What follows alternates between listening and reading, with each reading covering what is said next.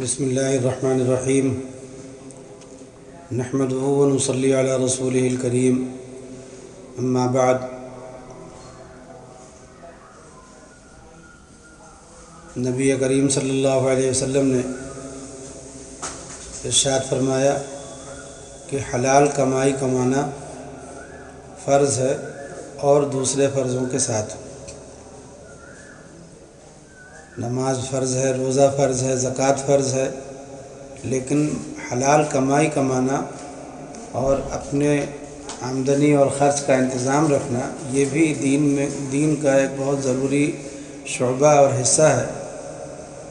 یہاں ہم لوگوں سے ایک کمی ہو رہی ہے کہ ہم لوگوں نے اس کو دین کا حصہ نہیں سمجھا۔ آمدنی اور خرچ کے انتظام کو ہم نے اپنے دین کا حصہ نہیں سمجھا، اور اس کی وجہ سے ہم لوگ دین میں بھی پیچھے ہوئے اور دنیا میں بھی پیچھے ہوئے۔ حضرت مولانا شاہ رسول اللہ صاحب رحمۃ اللہ علیہ فرماتے تھے کہ میں دیکھتا ہوں کہ جن لوگوں کے پاس بقدر ضرورت دنیا ہوتی ہے ان کا دین بھی درست رہتا ہے، اور جن لوگوں کے پاس دنیا نہیں رہ جاتی تو ان کا دین بھی برباد ہو جاتا ہے۔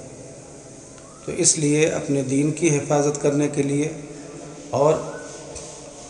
شریعت کے تحفظ کے لیے اور قوم کے تحفظ کے لیے، قوم کو زندگی بخشنے کے لیے ضروری ہے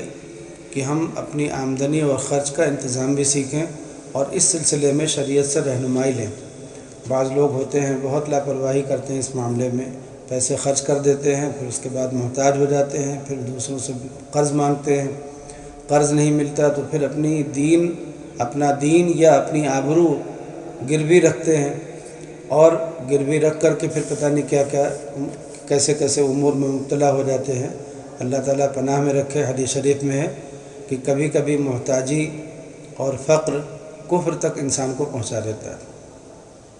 اب اس وقت میرے سامنے حیات المسلمین کی 19ویں روح، مال کے کمانے میں بھی کوئی بات دین کے خلاف نہ ہو اور اس کے خرچ کرنے میں بھی کوئی بات دین کے خلاف نہ ہو، یعنی آمدنی اور خرچ کا انتظام رکھنا، یہ مجلس ہے۔ اور حضرت تھانوی رحمۃ اللہ علیہ نے اس کو بھی ان امور میں شمار کیا ہے جن کے حفاظت کرنے سے اور جن کے لحاظ رکھنے سے قوم مسلم زندہ ہو جائے گی، اپنے پیروں پر کھڑی ہو جائے گی، اور جس کا خیال نہ رکھنے سے مسلمان دنیا میں بھی ذلیل ہوتے ہیں اور آخرت میں بھی ان کا حصہ ختم ہو جاتا ہے۔ حضرت ابن مسعود رضی اللہ تعالیٰ عنہ سے روایت ہے کہ رسول اللہ صلی اللہ علیہ وسلم نے فرمایا کہ قیامت کے دن کسی آدمی کے قدم حساب کی جگہ سے نہیں ہٹیں گے جب تک اس سے 5 چیزوں کا سوال نہ ہو چکے گا، اور ان 5 میں 2 یہ بھی ہیں کہ اس کے مال کے متعلق بھی سوال ہوگا کہ کہاں سے کمایا، یعنی حلال سے یا حرام سے، اور کہاں خرچ کیا، کس کام میں خرچ کیا۔ تفصیل اس کی یہ ہے کہ کمانے میں بھی کوئی کام دین کے خلاف نہ کرے، جیسے سود لینا، رشوت لینا، کسی کا حق دبا لینا، کسی کی زمین چھین لینا، یا موروثی کا دعویٰ کر دینا، یعنی کسی رئیس اور امیر نے اپنے وہاں کاشتکاری کے لیے زمین دی اور اس کے بعد گورنمنٹ کے قانون کا حوالہ دے کر کے کہ اس پہ ہمارے باپ دادا کھیتی کرتے آ رہے ہیں، اور دوسرے کی زمین کو ہتھیا لینا اور ہڑپ کر لینا، یا کسی کا قرض مار لینا، یا کسی کا حصہ میراث کا نہ دینا، جیسے بعض آدمی لڑکیوں کو نہیں دیتے، یا اس کے کمانے میں اتنا کھپ جانا کہ نماز کی پرواہ نہ رہے، یا آخرت کو بھول جائے، یا زکوٰۃ اور حج ادا نہ کرے، یا دین کی باتیں سیکھنا یا بزرگوں کے پاس آنا جانا چھوڑ دے، اور اسی طرح خرچ کرنے میں بھی کوئی کام دین کے خلاف نہ کرے، جیسے گناہوں کے کام میں خرچ کرنا،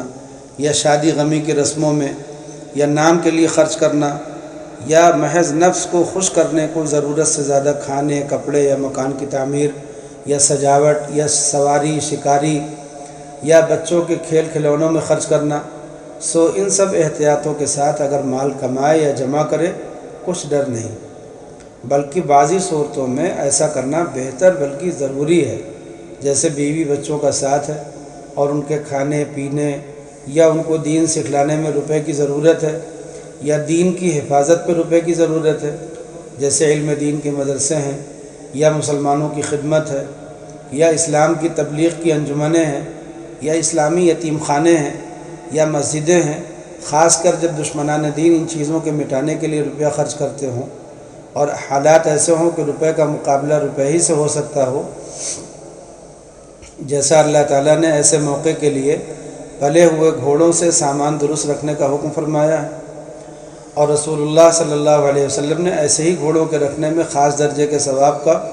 اور ان گھوڑوں کی ہر حالت پر بہت بہت نیکیوں کا وعدہ فرمایا ہے۔ تو ایسی حالتوں میں دنیا اور دین کی موجودہ اور آئندہ حاجتوں کی کفایت کے بقدر روپیہ حاصل کرنا بھی عبادت ہوگا۔ حضرت عبداللہ سے روایت ہے کہ رسول اللہ صلی اللہ علیہ وسلم نے فرمایا کہ حلال کمائی کی تلاش کرنا فرض ہے بعد فرض عبادت کے۔ ایسے ہی ایک روایت میں ہے، آپ صلی اللہ علیہ وسلم نے فرمایا کہ دنیا 4 شخصوں کے لیے ہے، ان میں سے ایک وہ بندہ ہے کہ خدا تعالیٰ نے اس کو مال بھی دیا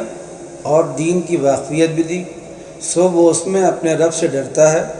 اور اپنے رشتہ داروں سے حسن سلوک کرتا ہے، یعنی ان کی مدد کرتا ہے پیسے سے،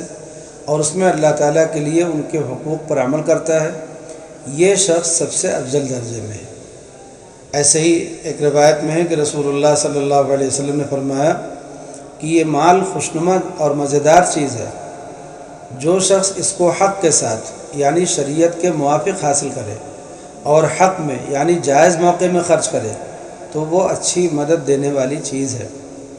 ایسے ہی حضرت عمرو بن العاص سے روایت ہے کہ رسول اللہ صلی اللہ علیہ وسلم نے فرمایا کہ اچھا مال اچھے آدمی کے لیے اچھی چیز ہے۔ ایسے ہی آپ نے ارشاد فرمایا کہ لوگوں پر ایک زمانہ ایسا آنے والا ہے کہ اس میں صرف اشرفی اور روپیہ ہی کام دے گا۔ حضرت سفیان ثوری رحمۃ اللہ علیہ خیر القرون کے زمانے کے ہیں، لیکن چونکہ تابعی ہیں تو اپنے سے پہلے حضرات صحابہ کے بارے میں فرماتے تھے کہ انہوں نے فرمایا کہ مال پہلے زمانے میں یعنی صحابہ کے وقت میں ناپسند کیا جاتا تھا، کیونکہ اس وقت دل میں دین کی قوت تھی، اس لیے مال سے قوت حاصل کرنے کی ضرورت نہیں تھی، اور اس کی خرابیوں پہ نظر کر کے صحابہ دوری رہنا پسند کرتے تھے۔ تو آپ نے فرمایا کہ لیکن اس زمانے میں، اپنے زمانے میں فرما رہے ہیں، لیکن اس زمانے میں وہ مال مومن کی ڈھال ہے، یعنی اس کو بددیانتی سے بچاتا ہے، کیونکہ قلب میں وہ قوت نہیں ہے تو مال کے نہ ہونے سے پریشان ہو جاتا ہے اور پریشانی میں دین کو برباد کر لیتا ہے۔ اور یہ بھی فرمایا کہ اگر ہمارے پاس یہ اشرفیاں نہ ہوتی تو یہ بڑے لوگ ہماری صافی بنا لیتے، یعنی ذلیل و خوار سمجھتے، اور ذلت سے بعض دفعہ دین کا بھی نقصان ہو جاتا ہے۔ اب مال کی وجہ سے ہماری عزت کرتے ہیں اور عزت کی وجہ سے ہمارا دین محفوظ رہتا ہے۔ اور یہ بھی فرمایا کہ جس شخص کے ہاتھ میں کچھ روپیہ پیسہ ہو وہ اس کی درستگی کرتا رہے، یعنی اس کو بڑھاتا رہے یا کم از کم اس کو برباد نہ کرے، کیونکہ یہ ایسا زمانہ ہے کہ اگر کوئی اس میں محتاج ہو جاتا ہے تو سب سے پہلے اپنے دین ہی پر ہاتھ صاف کرتا ہے، جیسا ڈھال ہونے کے مطلب میں بھی گزرا۔ اور یہ بھی فرمایا کہ حلال مال فضول خرچی کو برداشت نہیں کر سکتا، یعنی اکثر حلال مال اتنا ہوتا ہی نہیں کہ اس کو بے موقع اڑایا جائے اور وہ پھر بھی ختم نہ ہو، اس لیے اس کو سنبھال کر ضرورت میں خرچ کرے تاکہ جلدی ختم ہونے سے پریشانی نہ ہو۔ اب آگے حلال مال حاصل کرنے کے ذریعوں کی، جن ذرائع سے حلال مال حاصل ہوتا ہے ان کی فضیلت کا بیان ہے۔ حضرت ابو سعید خدری رضی اللہ تعالیٰ عنہ سے روایت ہے کہ رسول اللہ صلی اللہ علیہ وسلم نے فرمایا کہ سچ بولنے والا، امانت والا تاجر قیامت میں پیغمبروں اور ولیوں اور شہیدوں کے ساتھ ہوگا، اس میں حلال تجارت کی فضیلت ہے۔ ایسے ہی رسول اللہ صلی اللہ علیہ وسلم نے فرمایا کسی شخص نے کوئی کھانا اس سے اچھا نہیں کھایا کہ اپنی دستکاری سے کھائے، اور اللہ تعالیٰ کے پیغمبر داؤد علیہ السلام اپنی دستکاری سے کھاتے تھے، اور وہ دستکاری کیا تھی؟ زرہ بنانا ہے، جیسا کہ قرآن مجید میں آیا ہے، اور اس سے حلال دستکاری کی فضیلت معلوم ہوتی ہے۔ البتہ حرام دستکاری گناہ کی چیز ہے، جیسے جاندار کا فوٹو لینا یا تصویر بنانا، باجے بنانا، یہ سب۔ ایسے ہی آپ صلی اللہ علیہ وسلم نے فرمایا کہ اللہ تعالیٰ نے کسی نبی کو نہیں بھیجا مگر کہ اس نے بکریاں نہ چرائی ہوں۔ صحابہ نے عرض کیا کہ اے اللہ کے رسول، آپ نے بھی بکریاں چرائی ہیں؟ آپ نے فرمایا ہاں، میں اہل مکہ کی بکریاں کچھ قیراط پر چرایا کرتا تھا۔ قیراط دینار کا 24واں حصہ ہے، اور دینار ہمارے سکے سے قریب 2.25 روپے کے ہوتا ہے، یہ آج سے 60-70 سال پہلے کی بات ہے۔ تو قیراط 2 پائی کم 2 آنے کا ہوا، غالباً ہر بکری کی چرائی اتنی ٹھہر جاتی ہوگی، اور اس سے ایسی مزدوری کی فضیلت معلوم ہوئی جس میں کئی لوگوں کا کام کیا جائے۔ حضرت عتبہ ابن المنذر سے روایت ہے کہ رسول اللہ صلی اللہ علیہ وسلم نے فرمایا کہ حضرت موسیٰ علیہ السلام نے اپنے کو 8-10 برس کے لیے نوکر رکھ دیا تھا شعیب علیہ السلام کی بکریاں چرانے پر۔ یہ قصہ قرآن مجید میں بھی ہے۔ اس سے ایسی نوکری کی فضیلت ثابت ہوئی جس میں ایک ہی شخص کا کام کیا جائے۔ ثابت ابن الضحاک سے روایت ہے کہ رسول اللہ صلی اللہ علیہ وسلم نے زمین کو کرایہ پر دینے کی اجازت دی ہے اور فرمایا ہے کہ اس میں کچھ حرج نہیں۔ اس سے جائز کرایہ کی آمدنی کی اجازت معلوم ہوئی۔ ایسے ہی آپ نے فرمایا کہ کوئی ایسا مسلمان نہیں کہ کوئی درخت لگائے یا کچھ کھیتی کرے، پھر اس سے کوئی آدمی یا کوئی پرندہ یا کوئی مویشی کھا لے، مگر اس شخص کے لیے وہ بجائے خیرات ہوتا ہے، یعنی ثواب ملتا ہے۔ اس سے کھیتی کرنے کی اور اسی طرح درخت یا باغ لگانے کی کیسی فضیلت ثابت ہوتی ہے، تو یہ بھی آمدنی کا ایک پسندیدہ ذریعہ ہوا۔ ایسے ہی آپ صلی اللہ علیہ وسلم سے ایک شخص، انصار میں سے ایک شخص آپ سے کچھ مانگنے آیا۔ آپ نے اس کے گھر سے ایک ٹاٹ اور ایک پیالہ پانی پینے کا منگا کر اور اس کو نیلام کر کے اس کی قیمت میں سے کچھ اناج اور کڑھاڑی خرید کر اس کو دے کر فرمایا کہ جاؤ اور لکڑیاں کاٹ کر بیچو۔ پھر فرمایا کہ یہ تمہارے لیے اس سے بہتر ہے کہ مانگنے کا کام قیامت کے دن تمہارے چہرے پر ذلت کا ایک داغ ہو کر ظاہر ہو۔ اس سے ثابت ہوا کہ حلال پیشہ کیسا ہی معمولی ہو، اگرچہ گھاسی کھود نہ ہو، مانگنے سے اچھا ہے، اگرچہ شان ہی بنا کر مانگا جائے گا۔ جیسے بہت لوگوں نے چندہ مانگنے کا پیشہ کر لیا ہے، جس سے اپنی ذلت اور دوسروں پر گرانی ہوتی ہے۔ البتہ دینی کام کے لیے عام خطاب سے چندے کی ضرورت ظاہر کی جائے تو مذائقہ نہیں۔ ایسے ہی حضرت ابن عمر سے روایت ہے کہ رسول اللہ صلی اللہ علیہ وسلم نے فرمایا کہ اللہ تعالیٰ حلال پیشہ کرنے والے مومن سے محبت کرتا ہے۔ اس میں ہر حلال پیشہ آ گیا، کسی حلال پیشے کو ذلیل نہیں سمجھنا چاہیے۔ آگے اس کا ذکر ہے کہ اپنی تسلی کے لیے حلال مال کا ذخیرہ رکھنا بھی مصلحت ہے۔ روایت ہے کہ بنی نذیر کے اموال مراد وہ زمینیں ہیں جو بذریعہ فتح مسلمانوں کے قبضے میں آئی تھی، رسول اللہ صلی اللہ علیہ وسلم کے خرچ کے لیے مخصوص تھے۔ آپ اس میں سے اپنی بیویوں کا خرچ 1 سال کا دے دیتے تھے، اور جو بچتا اس کو ہتھیار اور گھوڑوں میں لگا دیتے تھے۔ حضرت کعب بن مالک سے روایت ہے کہ میں نے عرض کیا یا رسول اللہ، میری توبہ یہ ہے کہ میں ہمیشہ سچ بولوں گا اور اپنے کل مال کو اللہ اور رسول کی نظر کر کے اس سے دستبردار ہو جاؤں گا۔ آپ نے فرمایا کہ کچھ مال روک لینا چاہیے، یہ تمہارے لیے بہتر اور مصلحت ہے، اور وہ مصلحت یہی ہے کہ گزر کا سامان اپنے پاس ہونے سے پریشانی نہیں ہونے پاتی۔ میں نے عرض کیا تو میں اپنا وہ حصہ تھامے لیتا ہوں جو خیبر میں مجھ کو ملا ہے۔ اس میں اوپر والی حدیث سے خود حضور اکرم صلی اللہ علیہ وسلم کا بقدر ضرورت ذخیرہ رکھنا، اور دوسری حدیث میں حضور کا اس کے لیے مشورہ دینا ثابت ہوتا ہے۔ ایسے ہی حضرت ابن مسعود سے روایت ہے کہ میں ایسے شخص سے نفرت رکھتا ہوں جو محض بیکار ہو، نہ کسی دنیا کے کام میں ہو اور نہ آخرت کے کام میں ہو۔ اس سے معلوم ہوا کہ جس شخص کے متعلق کوئی دینی کام نہ ہو، اس کو چاہیے کہ معاش کے کسی جائز کام میں لگے، بیکار عمر نہ گزارے۔ باقی دینی کام کرنے والوں کا ذمہ دار خود اللہ تعالیٰ ہے، وہ معاش کی فکر نہ کرے۔ یہاں تک آمدنی کا ذکر تھا، آگے خرچ کا ذکر ہے کہ حضرت مغیرہ سے ایک لمبی حدیث میں روایت ہے کہ رسول اللہ صلی اللہ علیہ وسلم نے فرمایا کہ اللہ تعالیٰ نے تمہارے لیے مال کے ضائع کرنے کو ناپسند فرمایا۔ ضائع کرنے کا مطلب بے موقع خرچ کرنا ہے۔ حضرت انس اور ابو امامہ اور ابن علی اور حضرت علی سے مجموعاً و مرفوعاً روایت ہے کہ بیچ کی چال چلنا، یعنی نہ کنجوسی کرے اور نہ فضول اڑائے، بلکہ سوچ سمجھ کر اور سنبھال کر ہاتھ روک کر کفایت شعاری اور انتظام و اعتدال کے ساتھ ضرورت کے موقعوں میں صرف صرف کرے، تو اس طرح خرچ کرنا آدھی کمائی ہے۔ حدیث کے الفاظ تو یہ ہیں کہ بیچ کی چال چلنا آدھی کمائی ہے. یہ بیچ میں جو الفاظ سے شرح کہتے ہیں. جو شخص خرچ کرنے میں اس طرح بیچ کی چال چلے گا وہ محتاج نہیں ہوتا اور فضول اڑانے میں زیادہ مال بھی نہیں رہتا. اس میں خرچ کے انتظام کا گر بتلا دیا گیا اور دیکھا بھی جاتا ہے کہ زیادہ تر پریشانی اور بربادی کا سبب یہی ہے کہ خرچ کا انتظام نہیں رکھا جاتا. نتیجہ یہ ہوتا ہے کہ جو ہاتھ میں ہے وہ ختم ہو جاتا ہے، پھر قرض لینا شروع کر دیتے ہیں جس کے برے نتیجے بے شمار ہیں جو کہ دنیا میں بھی دیکھے جاتے ہیں اور آخرت میں بھی. حضرت محمد ابن عبداللہ ابن جحش سے روایت ہے کہ رسول اللہ صلی اللہ علیہ وسلم نے دین کے بارے میں فرمایا، دین کے بارے میں یعنی قرض کے بارے میں فرمایا کہ جو کسی کا مالی حق کسی کے ذمہ آتا ہو، قسم اس ذات کی کہ میرے جان اس کے قبضے میں ہے،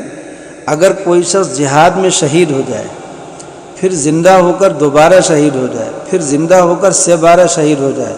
اور اس کے ذمے کسی کا دین آتا ہو یعنی کسی کا قرض آتا ہو، وہ جنت میں نہیں جائے گا جب تک کہ اس کا قرض ادا نہ کر دیا جائے. البتہ جو دین کسی ایسی ضرورت سے لیا، دین سے مراد قرض، جو دین کسی ایسی ضرورت سے لیا کہ شرع کے نزدیک بھی وہ ضرورت ہے اور اس کے ادا کرنے کی دھن میں بھی لگا رہا، اس کی اجازت ہے. ان سب حدیثوں سے ثابت ہو گیا کہ مال کا آمد و خرچ اگر شریعت کے موافق ہو تو وہ خدا تعالیٰ کی ایک نعمت ہے، اس میں کوئی برائی نہیں ہے، اور جہاں برائی آتی ہے وہ اس صورت میں ہے جب اس کا آمد و خرچ شریعت کے خلاف ہو. جیسا حدیثوں میں نکاح کرنے کی اور نسل بڑھانے کی تاکید بھی آئی ہے. پھر بیوی اور اولاد کو دشمن بھی فرمایا ہے، یعنی ایک طرف تو نکاح کرنے کی ترغیب آئی ہے اور بیوی کو اور اولاد کو آپ نے دشمن بھی بتلایا. مراد کیا ہے؟ جب آخرت سے روکے، آخرت سے اگر اولاد رکاوٹ کا سبب بن جائے، یہی حالت مال کی ہے. اسی لیے فتنہ ہونے میں بھی مال اور اولاد دونوں کا ساتھ ہی ذکر فرمایا، یعنی جب آخرت سے غافل کرے. بس ان سب کی ایک حالت ہوئی، سو خدا تعالیٰ کی نعمتیں خوب برتو مگر غلام بن کر، نہ کہ باغی بن کر. یہ سب حدیثیں مشکات سے لی گئی ہیں اور بعضی حدیثیں جو دوسری کتابوں سے لی گئی ہیں ان کے نام کے ساتھ لفظ عین بڑھا دیا. خلاصہ یہ ہے کہ ہم لوگوں میں اس وقت ایک بہت بڑی کمی یہ بھی پیدا ہو گئی ہے کہ ہم لوگ مال خرچ کرنے میں اپنا انتظام بھول گئے. پیسے کمانے کا جو ذریعہ ہے اس کو دیکھنا کہ حلال ہو، اور جو آمدنی ہے اس کی حفاظت کرنا، اس کو بچا کر کے رکھنا، اور خرچ کرنے کے وقت میں بھی اس بات کی نگرانی رکھنا کہ خرچ کتنا کیا جا رہا ہے اور کس مصرف میں خرچ کیا جا رہا ہے. بہت سے لوگ ایسے ہوتے ہیں جتنا کماتے ہیں اتنا خرچ کر دیتے ہیں، اور جب ان کو کوئی زائد ضرورت پیش آتی ہے، کبھی بیماری آ گئی، کوئی آپریشن وغیرہ کی نوبت آ گئی، یا کوئی اچانک کوئی مقدمہ یا کوئی معاملہ پیش آ گیا، تو اس وقت ان کے پاس پیسے نہیں ہوتے تو پھر وہ اپنی عزت کو نیلام کرتے ہیں اور دوسرے کے دروازے پر جا کر کے گڑ گڑاتے ہیں، مانگتے ہیں پیسے، اور پھر اس کی ادائیگی کی شکل نہیں نکل پاتی تو ذلیل اور بدنام بھی ہو جاتے ہیں. تو اس لیے ہر مسلمان کو چاہیے کہ اپنی آمدنی اور خرچ کا انتظام درست رکھے اور لکھ کر کے آمدنی کرے، لکھ کر کے خرچ کرے، اور اپنے پاس کچھ مال جمع رکھے تاکہ اس کا دل مطمئن اور مضبوط رہے. بزرگوں نے لکھا ہے کہ کسی بھی بخیل شخص کو، حالانکہ بخل بہت بری بات صفت ہے، لیکن بزرگوں نے لکھا ہے کہ کسی بھی بخیل شخص کو اپنے دین سے پھرتے ہوئے نہیں سنا گیا، اپنے مذہب سے پھرتے ہوئے، اس لیے کہ اس کو پریشانی نہیں ہوتی. اور فضول خرچی کرنے والے اکثر ایسا ہوتا ہے کہ اپنے دین ایمان سے بھی ہاتھ دھو بیٹھتے ہیں اور عزت آبرو تو اکثر نیلام کر دیا کرتے ہیں. اس لیے ہر مسلمان کو بہت ڈرنا چاہیے اور بہت فکر کرنی چاہیے اور اپنی آمدنی اور خرچ کے انتظام میں اپنے آپ کو اپنے پیروں پر کھڑا کرنا چاہیے. اللہ تعالی ہم سب لوگوں کو اس کی توفیق عطا فرمائے. ایسا نہ ہو کہ ہم لوگ اس راستے سے اپنے آپ کو تباہ و برباد کر لیں. آج کل ہمارے نوجوان لڑکوں اور نوجوان لڑکیوں کو جو اسکولوں میں جاتے ہیں اور پیسے کی تنگی سے گزرتے ہیں، گھر والوں کی طرف سے ان کو پیسے نہیں ملتے، تو پھر وہ اپنی آبرو بیچ آتے ہیں. لڑکیاں جو ہے غلط پیشے اختیار کر لے رہی ہیں اور لڑکے جو ہیں وہ بھی غلط راستوں پہ چل پڑتے ہیں. تو بہت ہی خراب حالات ہیں، ان حالات سے نکلنے کی ضرورت ہے۔ اللہ تعالی ہم سب لوگوں کو اس کی توفیق عطا فرمائے۔ وآخر دعوانا الحمد للہ رب العالمین۔